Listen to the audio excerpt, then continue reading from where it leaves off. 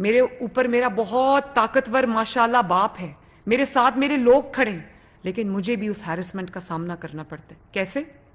اب دیکھیں, میں جب پولیٹیکل بات کرتی ہوں تو اس کے تحریک انصاف کی طرف سے, عمران خان کی طرف سے میرے پہ پرسنل اٹیک آتا ہے.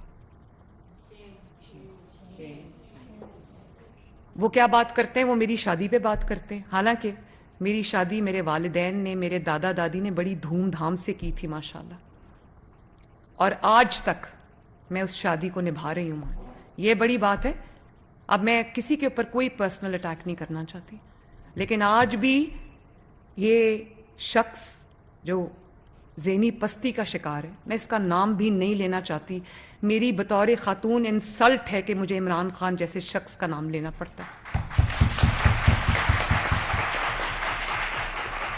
لیکن کیونکہ مسائل کا ذمہ دار وہ ہے تو مجھے اس کا نام بامر مجبوری لینا پڑتا ہے, ورنہ بطور خاتون میں بہت بار کہہ چکی ہوں کہ میں ایسے شخص کو اپنے گھر کے دروازے سے اندر نہ آنے دوں. وہ کیا کرتا ہے بھئی, میں پولیٹیکل بات کرتی ہوں, تم پولیٹیکل جواب دو. وہ جلسوں میں کہتا ہے مریم نواز تم میرے اتنی بار نام لیتی ہو کہ تمہارا ہسبینڈ کہیں ناراض نہ ہو جائے تم سے.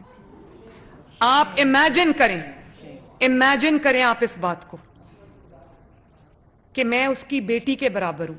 آج وہ اس خوف سے کہ وہ پکڑا نہ جائے تو وہ بزرگ بھی بن گیا ہے, وہ معذور بھی بن گیا ہے, وہ 72 سال کا بھی بن گیا ہے. جب بیٹیوں جتنی عمر کی خاتون پہ آوازیں کسنے کی بات آتی ہے تب تمہیں اپنی بزرگی یاد نہیں آتی؟